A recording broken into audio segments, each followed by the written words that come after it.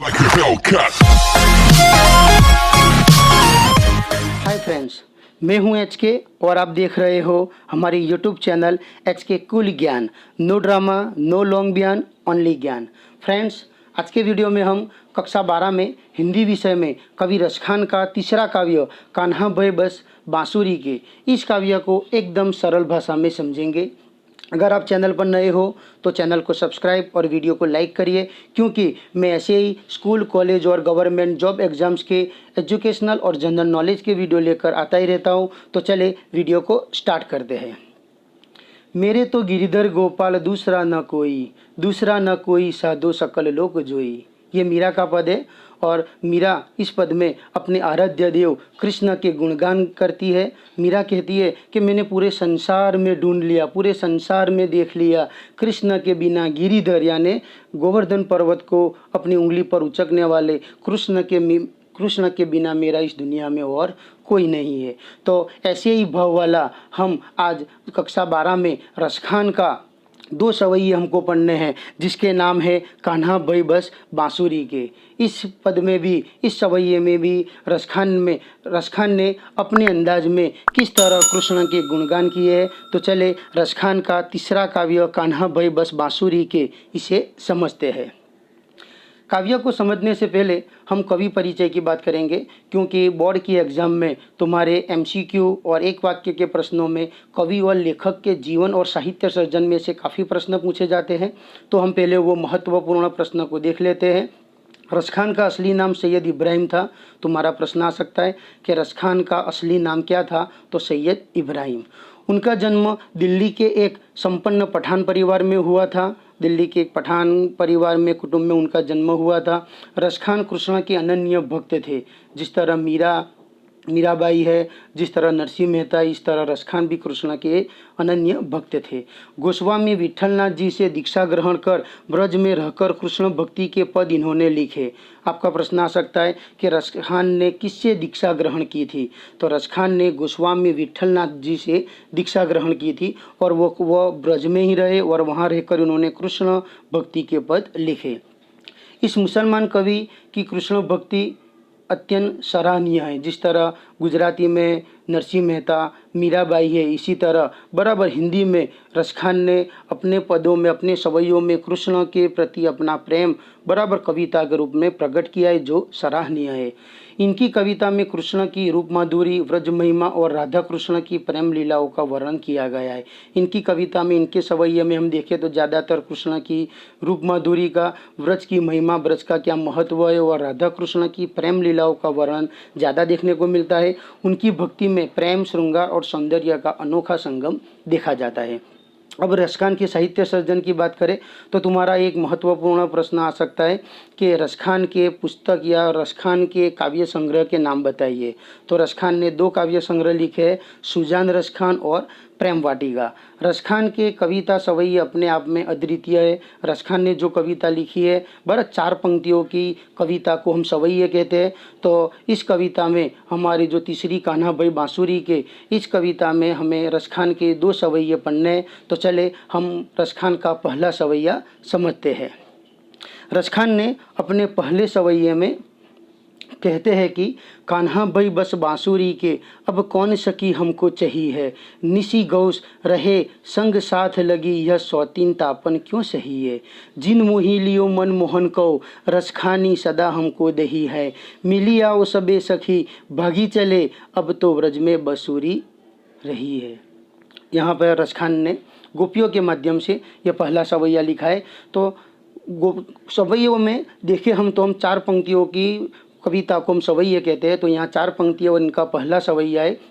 तो पहले सवैये में ही सब गोपियाँ जमा होकर कहती है कि कान्हा भई बस बांसुरी के, हमारे श्री कृष्ण, हमारे प्रिय भगवान श्री कृष्ण अब तो सिर्फ बांसुरी के हो गए। अब कौन सखी हमको चाहिए, हे सखिया अब हमको कौन चाहेगा, कृष्णा तो अब सिर्फ बांसुरी को चाहते हैं। निशी गौस रहे संग साथ लगी, यह सौतीन तापन क्यों सही है। निशी गौस यानी दिन रात, यह बांसुरी तो सखिया दूसरी सखियों को कहती है कि अब तो ये बांसुरी दिन रात बराबर कृष्ण के साथ ही रहती है, उसके साथ ही लगी रहती है। यह सौतीनतापन क्यों सही है? और जिस तरह बराबर एक पति की दो पत्नियां होती है सौतन और उनकी बनती नहीं है, इसी तरह यह बांसुरी को देखकर हमें भी सौतन की दुख तापन यानी सौतन जैसा दुख होता है और इसी तरह ये हमको सौतन वाला दुख देती रहेगी।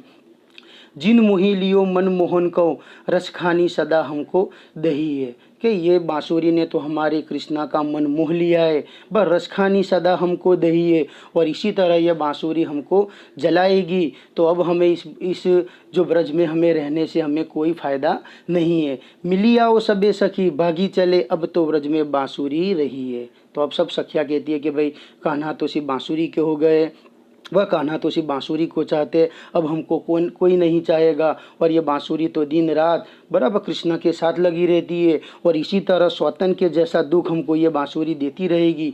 तो हे सखिया चलो हम सब मिलकर इस व्रत से भाग जाती है, यहाँ से हम चली जावे क्योंकि अब तो व्रज में बांसुरी ही रहेगी। इस तरह पहले पद में बराबर पहले सवैये में हम देखें तो सब गोपियों ने बराबर वो बांसुरी के आ जाने से सब गोपियाँ दुखी हो गई है बराबर। तो यहाँ गोपियों का ईर्ष्या भाव देखा गया है। तो चले अब हम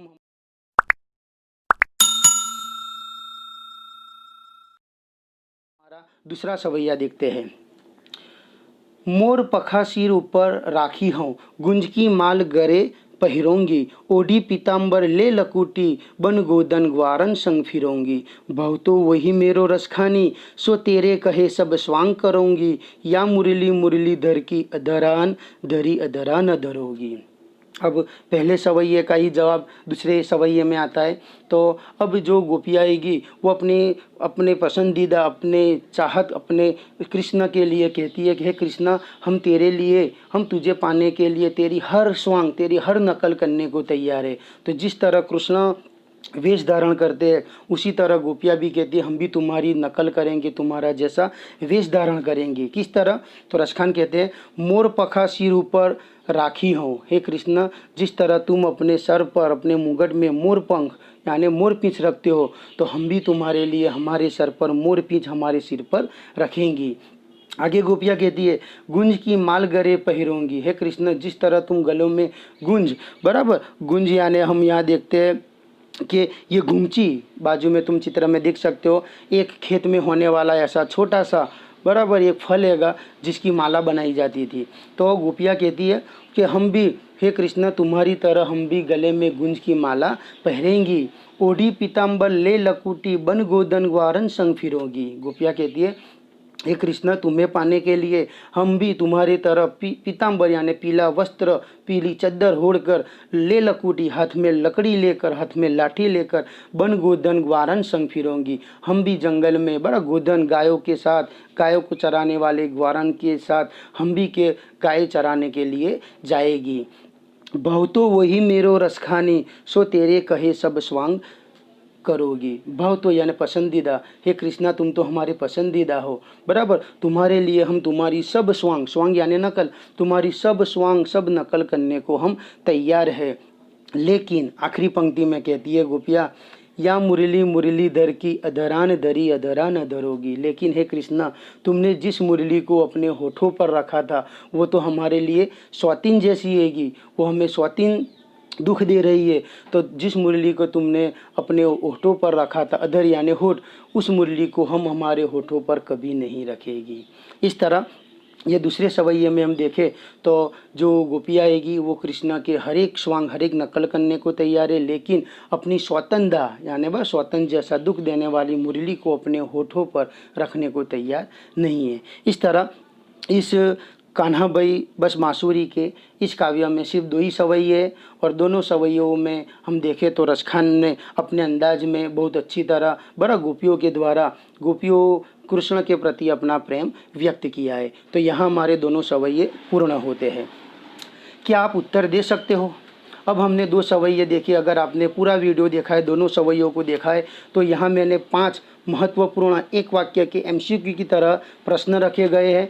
आपको इस पांचों प्रश्नों के जितने भी जवाब उत्तर आपको आते हो, आपको इसी वीडियो की कमेंट में आपको जो जवाब आता है, पहला जवाब आता है तो 1 नंबर मार के डायरेक्ट जवाब लिखना है, प्रश्न लिखना ज़रूरी नहीं है। अगर आपको पांचों उत्तर आते हैं तो आप पांचों के नंबर मार के सिर्फ जो सही जवाब रहेगा वो जवाब आपको लिखना है। मैं उम्मीद करता हूँ कि आप ज़्यादा से ज़्यादा कमेंट में उत्तर दोगे, क्योंकि इससे मुझे पता चलेगा कि आप मेरे वीडियो को अच्छी तरह समझ सकते हो या नहीं। तो प्लीज़ कमेंट करिएगा और जितने भी आपको उत्तर आते हैं उत्तर लिखिएगा।